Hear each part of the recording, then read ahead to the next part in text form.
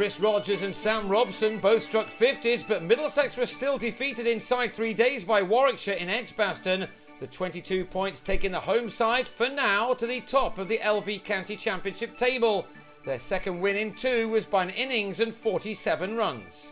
After recovering from 140 for 6 to make 462 in their first innings for a lead of 295, Warwickshire began the third morning well by quickly dispensing with Middlesex's night watchman James Harris, who was legged before to Keith Barker for a duck.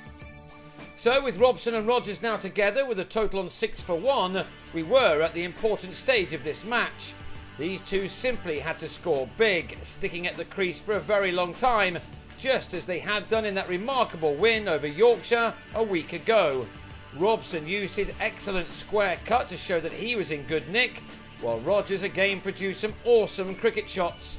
There were some where he was just pleased to survive, but for the most part, he again looked in sublime form. Having led his side to that famous win last week, Middlesex were now relying on their captain once more for a very different reason. He certainly didn't spend his time just blocking. This was a dangerous shot, executed perfectly as it went all the way for a 6.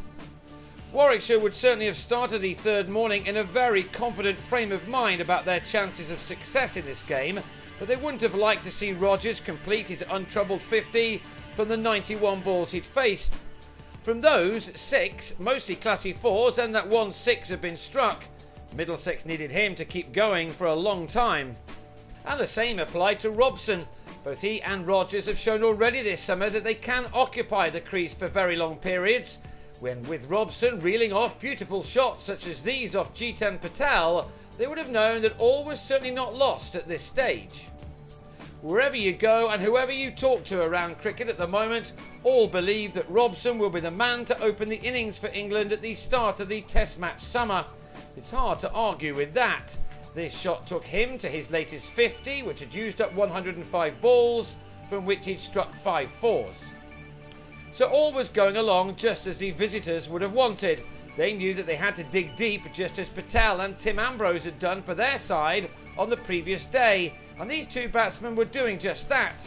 The shots they produced from time to time were out of the very top drawer, as they took another one of their excellent partnerships together, close to 150. They had their moments of fortune, of course, along the way.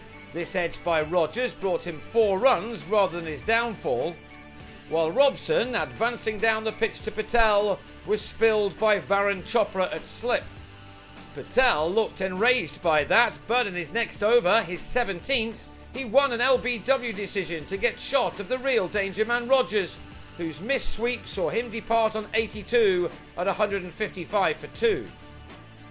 Warwickshire were then on their way just before tea as Richard Jones produced a quick full bunger which hit Robson on the boot just about in front of his stumps, and he too was on his way for 68.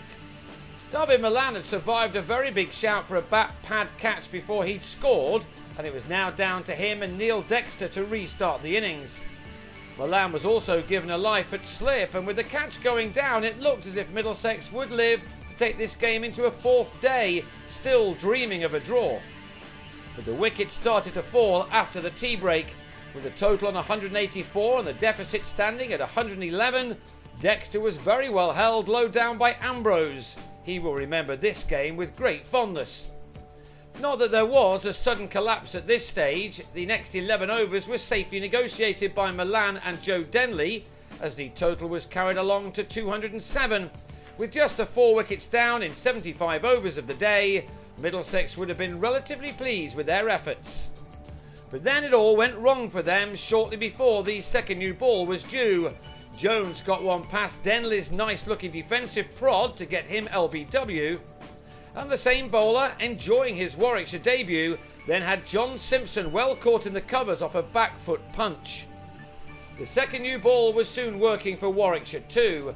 Chris Wright, 24 hours after his excellent 50, which took this game completely away from Middlesex, had Milan caught by Barker off a shot the batsman won't be at all happy with. And 2 balls later, Wright took his tally of wickets this season to 15, Adam Rossington edging behind for a single. Now it was just about over. It seemed incredible that Middlesex could have gone from chasing down 472 a week ago for the loss of only 3 wickets to being removed twice in this game for considerably fewer. That's why this competition is so good and so unpredictable. Ollie Rayner and Toby Rowland-Jones added 33 in 8 overs for wicket number 9. But then the game was finished off in 2 balls just after the extra half hour was claimed. Rayner was taken at short leg by Ian Westwood as Patel continued his magnificent match. Next ball, the Kiwi hit Stephen Finn on the back leg right in front, and that was that. With Patel adding figures of 4 for 78 to his 100 on the previous day, Middlesex have been dismissed for 248, losing their last 6 wickets for 41 runs in 15 overs. It was some effort from a Warwickshire team missing many of its key players. It meant a second successive victory, this one by an innings and 47 runs, having beaten Nottinghamshire at Trent Bridge last week, and that puts Warwickshire on top of the LV County Championship table as they wait to find out how Sussex and Somerset get on in their continuing matches.